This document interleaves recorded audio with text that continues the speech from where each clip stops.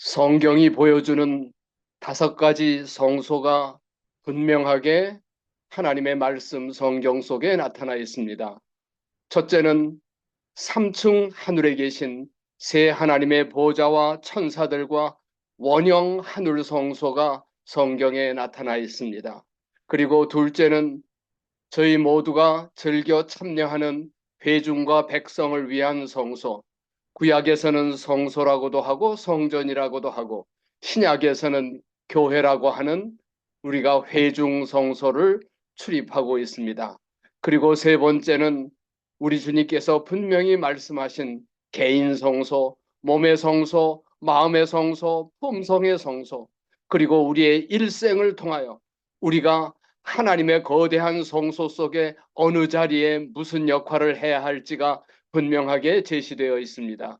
그리고 무엇보다도 가장 중요한 가정 성소, 부부 지성소와 자녀, 부모, 형제, 우리의 첫째칸 성소, 그리고 세계를 향하여 뜰이 준비되어 있습니다.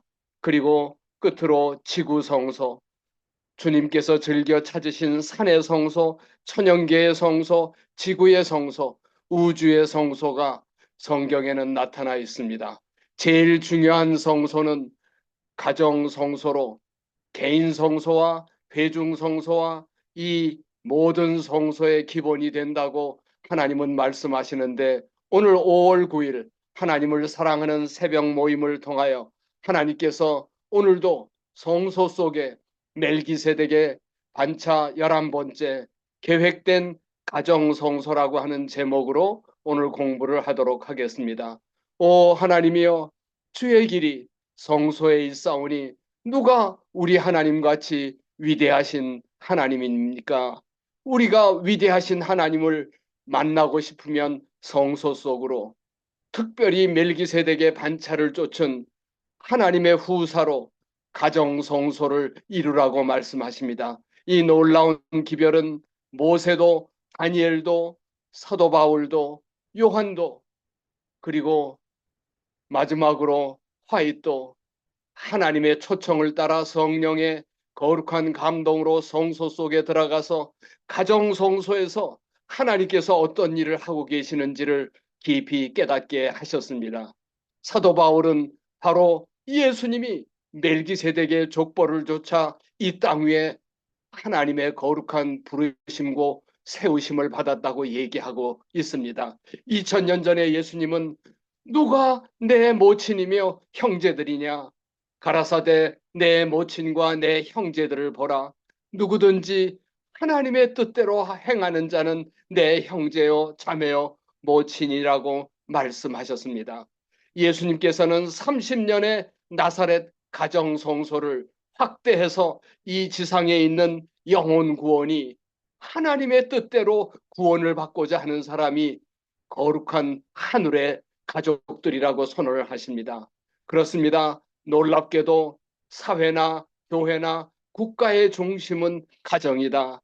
사회의 행복, 교회의 성공, 국가의 번영은 가정의 감화에 달려 있다고 말씀하셔서 저와 여러분이 각각 속한 교회, 거주하는 사회, 대한민국의 운명은 우리의 가정에 달려 있다고 분명하게 말씀하고 계십니다. 아버지께서 나를 이 지상에 마리아의 아들로 요셉의 가정에 보내신 것 같이 나도 너희를 세상에 보내노라. 우리가 이 땅 위에 보냄을 받는 것은 분명하게 가정을 통해서 이 땅 위에 태어나 세상에 보냄을 받는 채널이라고 말씀하세요. 가브리엘이 하늘에서 직접 보냄을 받은 것처럼 보내는 것은 하나님의 계획이 아니고 가정을 통해서 우리를 보내시는데, 모든 부모는 자녀를 가정 성소에서 교육해서 어떻게 세상에 보내서 어떻게 세상이 빛이 될지를 알아야 한다고 말씀하고 계십니다. 멜기세덱의 족보에 대한 정의는 아비도 없고 어비도 없고 족보도 없고 시작한 날도 없고 생명의 끝도 없어서 하나님의 아들과 방부를 하여 항상 제사장으로 있느니라. 히브리서는 이렇게 진정으로 보냄을 받은 이 땅 위의 인생은 아비도 없고 어미도 없고 오직 하나님께서 태어나는 그런 예수님의 경험을 해야 한다고 가르치고 있습니다.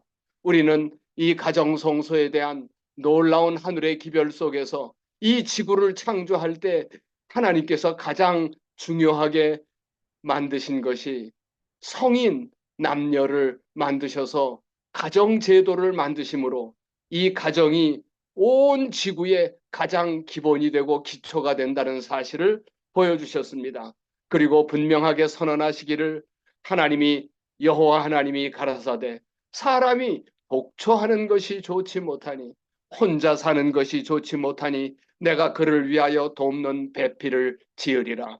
가정에 부부를 짝지어 주실 수 있는 분은 하나님이라고 창조주라고 분명하게 선언하셔서 이삭의 아름다운 결혼 리브가를 준비하신 분은 그리스도시다.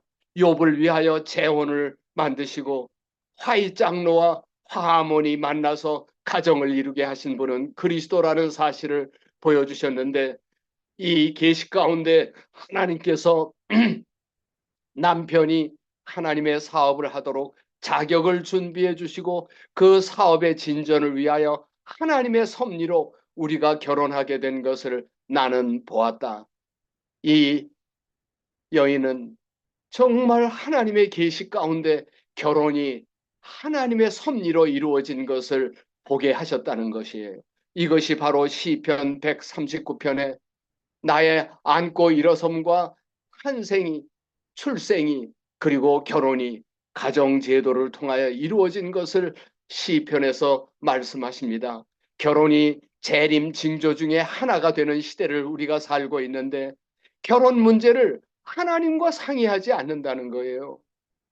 사람을 통해서 대충 이것은 정말 세속적 마음의 충동을 위하여 종교적 의무, 원칙이 희생되고 있다고 말씀하고 계십니다. 이런 무지한 가정 문제 때문에 말세의 징조가 되고 있는데 우리는 결혼 문제가 얼마나 중요하고 이것이 바로 창조주 하나님께로부터 와야 결혼이 완성된 것을 보여주셨는데 이것 때문에 결혼한 백성 가운데 행복한 가정으로 하나님의 인정을 받고 하나님을 영광스럽게 하는 가정은 하나도 없다는 거예요. 저는 이 구절을 볼 때, 이거 잘못 기록된 게 아닌가. 어떻게 결혼한 백성 가운데 한 가정도 하나님의 인정을 받는 게 없을까 생각을 했어요.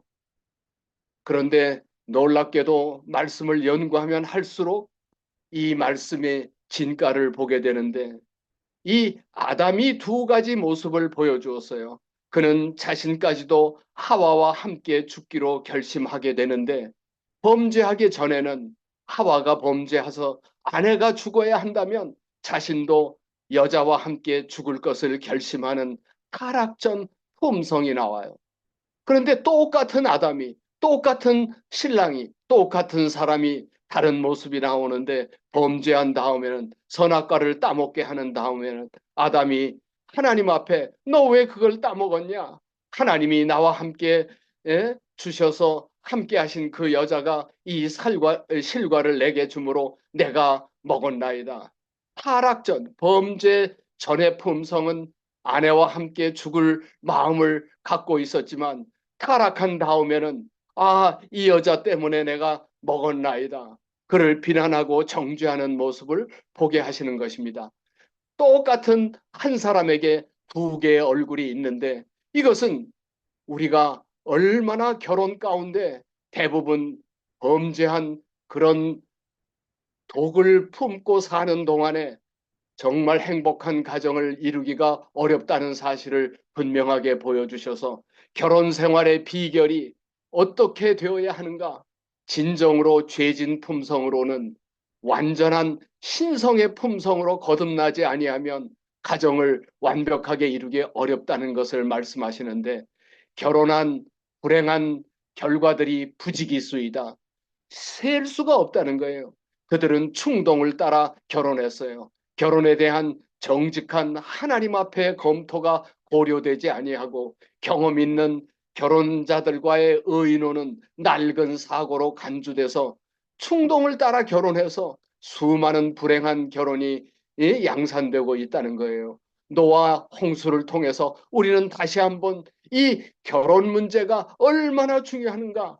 이 사회학자들은 노아 당시에 오직 8식구만 구원을 받았는데 그 당시의 인구를 평가하기를 60억에서 100억이 넘는 숫자라고 얘기를 하는데 그 수많은 가정들 가운데 노아가 방주에서 물로 구원을 얻은 자는 명명뿐이니 겨우 노아의 식구 8명이라.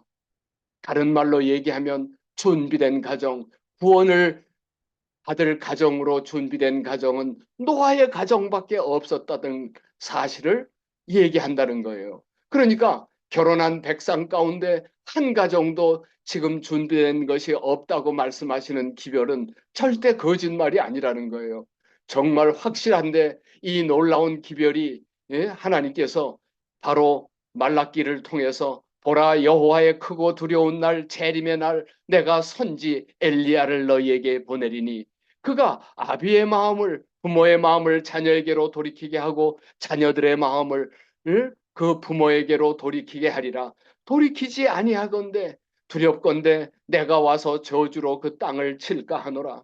하나님은 절대로 저주하시는 하나님이 아니지만 우리가 가정 문제를 준비하지 아니하면 초림 때 엘리야를 통하여 예수님의 초림을 준비했던 그 침례 요한처럼 마지막 때 이 엘리야를 보내셨는데 우리는 재림 신도의 가정, 세자녀 지도법 수많은 기별 속에서 가정이 얼마나 중요하고 엄숙한 기별 속에 살아야 하는지를 말씀 속에 주어졌던 것을 보게 되는데 이러므로 사람이 부모를 떠나 그 아내와 합하여 둘이 한 육체가 될지니 이 비밀이 크도다. 내가 그리스도와 교회 신약에서는 교회 있지만 이것을 구약에서는 성소라고 얘기해서 그리스도와 가정 성소에 대하여 말씀하시는 사도 바울의 에베소서의 말씀을 정확하게 우리는 볼 수 있습니다. 그렇습니다. 말세의 징조가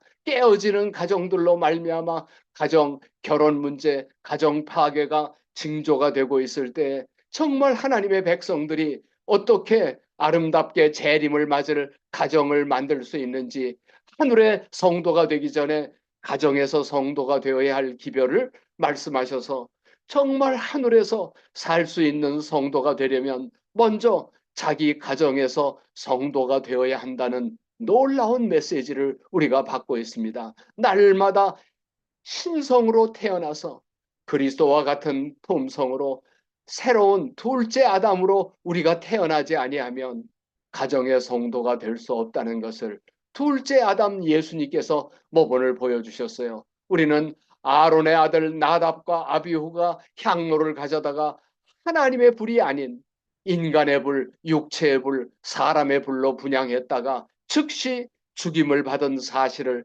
너무나 잘 알고 있습니다. 이걸 통해서 가정성소도 똑같이 하나님께서는 가정성소에 하늘의 불, 신성의 불로 다시 태어나는 경험 속에서만 가정이 완전히 하나님이 계획된 고린도전서 13장에 나타난 원칙이 되는 사랑을 집행할 수 있다고 말씀하십니다. 사랑은 늘 강 목사님 말씀하신 대로 원칙이요 충동이 아니고 감정이 아니라는 것입니다. 이 원칙의 사랑이 아가서에 나타난 그리스도의 사랑이 술람미 여인에게 나타난 솔로몬의 사랑을 통하여 예수 그리스도의 원칙이 나타나 있다는 것입니다. 주님은 고린도전도 13장을 배우기 원하신다. 이 장을 날마다 읽어라. 하나님의 성화된 사랑, 하나님의 사랑의 가치를 배우고 가르치는 사랑의 원칙을 깊이 새겨라. 그리스도와 같은 사랑은 하늘에서 오는 것을 배우고 이것이 없이는 다른 모든 것은 아무런 가치가 없던 것을 우리가 가정에서 배우라고 말씀하십니다. 대부분 다른 불로 인하여 결혼하여 살았다면 우리가 어찌할꼬 그대의 결혼은 마귀의 속임수였다.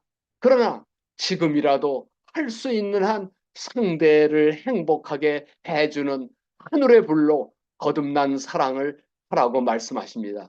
남편들아 아내 사랑하기를 그리스도께서 교회를 위하여 십자가에 돌아가신 자신을 주심과 같이 하라고 권면하고 있습니다. 우리가 비록 잘못된 결혼을 하였다 할지라도 지금 우리는 바로 예수님의 심령으로 예수님의 마음으로 날마다 새로 태어나서 그리스도께서 십자가에서 아내를 위하여 바로 이 교회를 위하여 목숨을 버리신 예수님을 경험하라는 것입니다. 아내들이여 자기 남편에게 복종하기를 주님께 하듯 예수님께 하듯 예수님처럼 섬기라는 것입니다. 그래서 나는 예수님과 같이 살고 있어. 아내가 남편이 예수님과 같이 사는 남편과 아내를 경험하고 있다면 그것이 바로 하늘에서 사는 아름다운 성도라고 사랑의 원칙을 따라 사는 가정이라고 말씀하십니다. 이것은 성령의 선물인데 이것은 하나님의 신성의 선물인데 소망이 부끄럽지 아니함은 우리에게 주신 성령으로 말미암아 하나님의 쉐키나 사랑이 우리 마음에 부은 바 됨이라고 말씀을 하십니다. 참된 하늘의 사랑이 하늘의 선물이요 이것은 우리가 만들어낼 수 있는 게 아니라는 것입니다. 그러니까 우리가 대부분 결혼할 때 육체의 소욕을 따라 우리가 결혼하는데 그 결혼으로는 행복할 수 없다는 것입니다. 이것은 바로 사단이 뱀에 의하여 술 취한 모든 육체가 방탕한 결혼을 하고 있는데 이게 아니라는 것입니다. 오직 성령의 충만함을 받는 가정이야말로 주님께서 말씀하신데 아내들이여 남편에게 복종하기를 주께 하듯 이거 안 된다는 거예요. 성령으로 성령 충만을 받을 때 우리는 똑같은 에베소서 5장 18절 이어서 5장 22절에 아내가 남편 섬기기를 너 머리 대신 그리스도께서 교회의 머리됨 같이 섬기는 것을 연습하라는 것입니다. 그러면 불신자 남편이라도 딱딱한 남편의 마음이라도 녹아질 수 있게 만든다는 것입니다. 남편들이여 그대가 교회 장로, 목사, 위대한 교회 지도자가 되기 전에 그리스도께서 교회를 사랑하여 자신을 주심처럼 가정에서 아내를 사랑하라는 것입니다. 이는 물로 씻어 말씀으로 깨끗하게 거룩하게 하사 영광스러운 교회로 세워 티나 주름 잡힌 것이나 이런 것들이 없이 거룩하고 흠이 없게 하려 하심이니라. 가정에서 변화가 일어나고 개혁이 일어나면 교회에 한 사람이 친절하고 정말 아내를 남편을 그렇게 섬기는 한 영혼이 있는 곳에 100명의 영혼이 있겠다는 약속이 성취된다는데 이게 바로 가정에서부터 출발한다는 것입니다. 성령 충만한 가정이 바로 이 지상에서 부부의 특징이 돼서 교회와 사회와 국가를 성공시킨다는 근원이 된다는 말씀이 성취된다는 것입니다. 놀라운 기별이 주어져 있는데 아버지의 감화와 연합된 어머니의 감화는 영원하다는 것입니다. 선에 대한 어머니의 능력은 하나님 능력 다음 가는 것으로 지상의 능력 가운데 가장 강력하다 그렇게 말씀하셨어요. 남편과 아내가 연합한 어머니의 감화는 하나님의 능력 다음 가는 것으로 강력하게 가정이 얼마나 훌륭한 근원이 축복의 근원이 될 수 있는지를 말씀하셔서 성령의 선물을 바로 가정에서 경험해라고 말씀하세요. 가정 성소는 바로 하늘에서 우리가 성도가 되기 전에 이 지상에서 어떻게 자녀 교육을 어떻게 가정을 통해서 사회를 변화시키고 부부의 연합을 통하여 교회를 바꿀 수 있는지를 보여주셨는데 바로 가나의 혼인잔치에 최초의 기적을 일으키신 예수님께서는 결혼의 초대를 받아서 제자들과 함께 참석하셔서 포도주스가 그 결혼의 주재료가 되는데 이 포도주스가 떨어졌어요. 그래서 예수님께서는 첫 번째 기적을 통하여 가정의 기적을 일으키실 수 있는 유일한 근원이심을 말씀으로 보여주셨어요. 예수와 제자들이 혼인의 청함을 받았더니 포도주스가 모자란지라 예수의 어머니가 예수님에게 이르되 포도주가 떨어졌어. 포도주가 없어 혼인잔치에 물은 그리스도의 죽음의 침례를, 포도주는 세상을 위해 흘리신 그리스도의 피를 상징한다고 기별하고 계십니다. 항아리에 채운 물은 인간의 손에 의하여 운반되었으나 그리스도의 말씀만이, 그리스도의 임재만이 생명을 주는 효력을 그 물에 부여해서 맹맹한 결혼 생활, 맹맹한 결혼을 생명이 넘치는 결혼으로 바꿀 수 있다는 것입니다. 모든 사람들이 육신의 정욕과 안목의 정욕과 이생을 자랑을 따라 결혼했더라도 이것은 하나님에게서부터 아버지에게서 온 것이 아닐지라도 그리스도께서는 이 가정을 변화시키는 육신의 정욕과 안목의 정욕과 이생의 자랑을 바꿔서 하늘의 기적으로 만들 수 있다는 것을 예수님께서 직접 30년의 나사렛 생애를 통하여 어린 시절을 보내셨고 청년 시절을 보내셨고 공생애에 이르게 되게까지 가정을 통하여 이른 비 성령의 놀라운 하나님의 역사 속에서 가정 성소를 완성하셨어요. 그분은 늦은 비의 공생애를 통하여 이 지상에서 우리가 어떻게 이른 비와 늦은 비를 경험할 수 있는지 너무나 명확하고 확실한 그리스도의 발자취를 보여주셨어요. 복잡한 이론, 복잡한 과정이 아니라 정말 가정에서 성도가 될 때 우리는 어떻게 늦은 비의 경험을 할 수 있는지, 이른 비 성령이 가정 봉사와 가정 성소에서, 그리고 예수님의 3년 반의 공생애가 늦은 비 성령으로 수많은 영혼들의 기적을 일으키는 초자연적인 능력을 보여주셨는데, 우리는 가정 봉사로 그분의 생애 33년의 90%에 해당하는 30년을 가정에서 보내시고 공적 봉사의 약 10%에 해당하는 3년 반의 공생애를 보내신 것을 통해서 우리의 모본이 되시는 놀라운 역사인 것을 볼 수 있어요. 예수님께서는 썩는 양식을 위하여 일하지 말고 영생하는 양식을 위해서 해라. 이 양식은 인자가 너에게 주리니 인자는 하나님 아버지의 인치신 자니라. 예수님이 인을 받은 것은 바로 30년의 가정성소가 끝났을 때 성령을 통하여 이른 비와 늦은 비 성령으로 충만하신 모본을 보여주셨어요.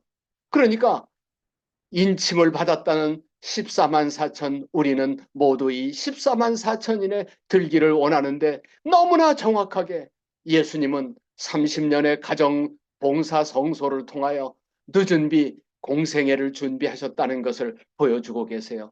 예수께서 12제자를 불러 모든 귀신을 제어하며 병을 고치는 능력과 권세를 주셔서 그들이 늦은 비의 빗방울을 맛봤는데, 이것은 바로 예수님처럼 3년 반의 공생의 대도시 가운데, 농촌 가운데 두루 온 세계를 향하여 영혼들을 봉사하는 가운데 이 늦은 비의 빗방울을 맛볼 수 있다고 말씀하세요. 그것은 오늘날도 똑같은 것입니다. 주께서 달리 70인을 세우사 각동 각처로 둘씩 사람들을 보내시며 거기 병자를 고치고 하나님의 나라가 가까이 왔다 하라. 70인이 기뻐 돌아와 주의 이름으로 귀신들도 항복하더이다.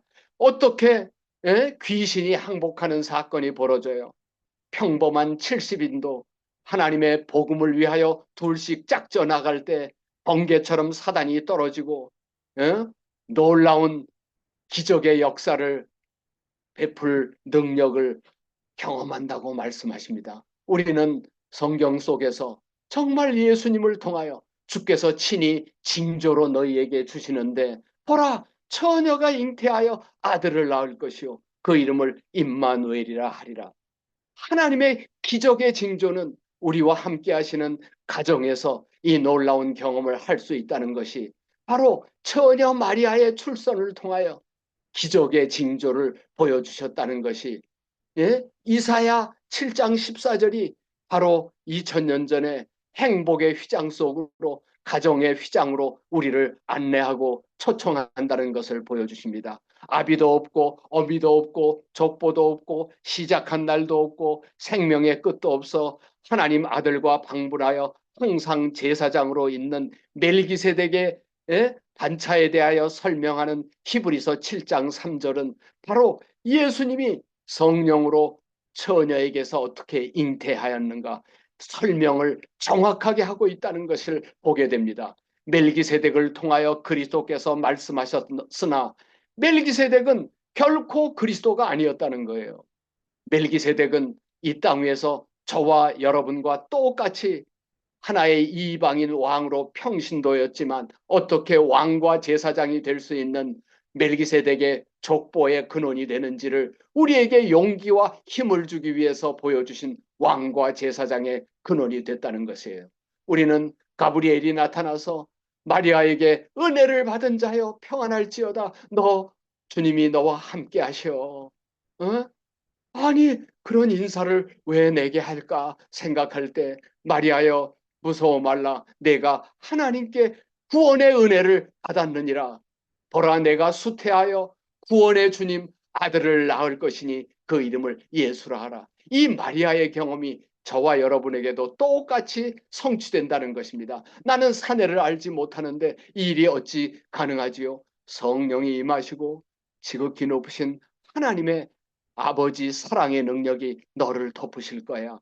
그렇게 될 때 너는 거룩한 자 하나님의 아들을 낳게 되는데 여기 세 하나님이 나타나요. 이 일이 바로 구속이라는 것입니다. 은혜라는 것입니다. 구원이라는 것입니다. 출생의 기적은 하나님의 은혜 베푸시는 구원의 기적을 보여주시는데 이게 바로 멜기세덱의 족보를 따라 이 땅 위에 탄생하신 예수님이 저와 여러분을 이 행복한 가정으로 초청하시는 행복의 놀라운 기별입니다. 이것에 관하여 기별은 아브라함과 사가랴와 마리아의 아들의 출생은 영적 진리, 곧 우리가 느리게 배우고 쉽게 잊어버리는 진리를 위한 것이다. 우리는 너무나 쉽게 잊어버리고 또 잊어버리지만 이것을 너무나 느리게 배운다는 거예요. 우리 스스로는 아무런 선을 행할 수가 없는데 처녀 마리아가 아기를 낳을 수 없는 것처럼 우리 스스로는 아무런 선을 행할 수 없어. 천사 가브리엘이 얘기해 준 이 기별은 저가 여러분이 이 말세에도 결코 잊어버리지 말아야 할 소중한 기별을 가르치고 있는 영적 진리라는 것입니다. 이 기별 속에서 은혜의 기적을 우리는 날마다 경험할 수 있는데 내가 아들을 낳을 것이야. 처녀가 어떻게 아들을 낳아요? 이 바로 새 하나님의 능력으로 이 기별을 주신 것은 저도 여러분도 영적으로 이렇게 처녀가 아기를 낳는 것처럼 예수님을 잉태하고 낳을 수 있는 멜기세덱의 족보에 동참하는 초청이라는 것입니다. 왕과 제사장의 계열, 이 멜기세덱의 족보처럼 예수님처럼 행복의 휘장 속으로 초청을 받고 있는데 우리가 할 수 없는 것도 처녀 마리아가 할 수 없는 것처럼 우리가 할 수 없는 그것도 순복하고 믿는 영혼은 하나님의 능력으로 말미암아 성취될 것이다. 이게 진정으로 믿음으로 말미암는 의라는 것입니다.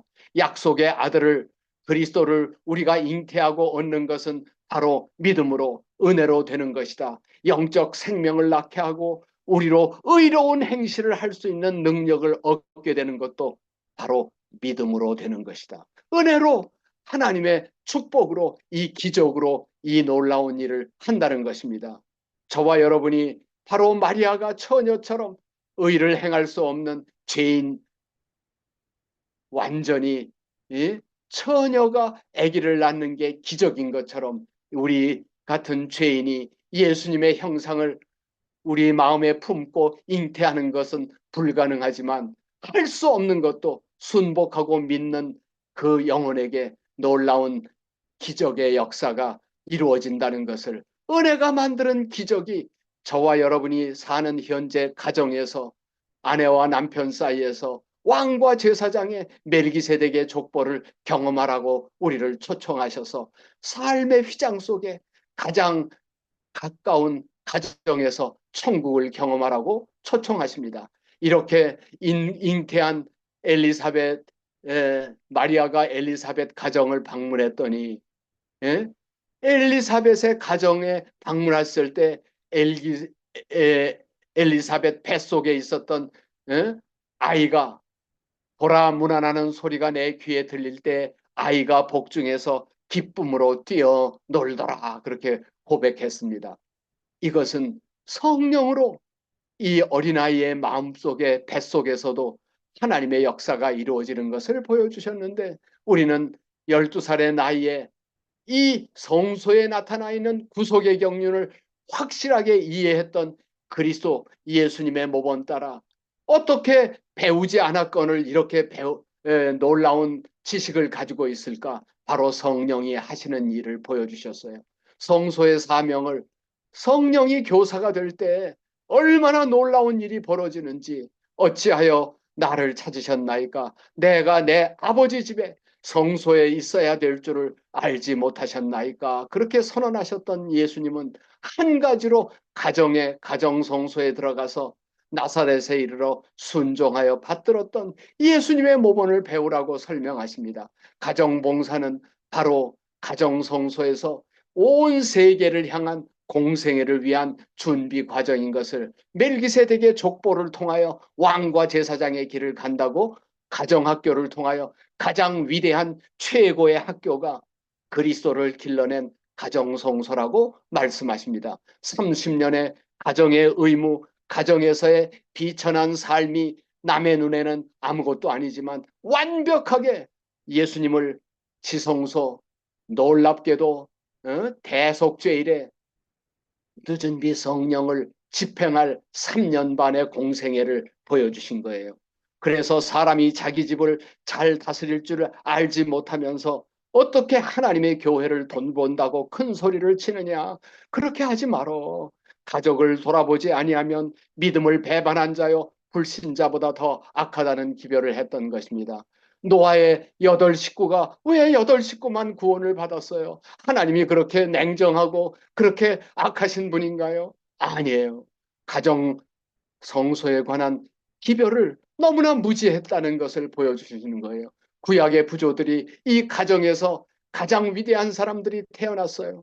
모세는 이 보잘것없는 노예 한 여인에게서부터 아름다운 인재로 양성받아서 신약의 요한이나 예수님이나 하나님의 종들, 구약의 부조들 다 가정성소 출신들이라는 것을 보여주고 계세요. 오늘 놀랍게도 우리에게 분명하게 보여주신 멜기세덱의 족보를 받은 가정성소, 이 가정의 회복이 오늘 예수님의 재림을 막기 위해서 얼마나 중요한지 우리가 기도하면서 말씀을 마치도록 하겠습니다.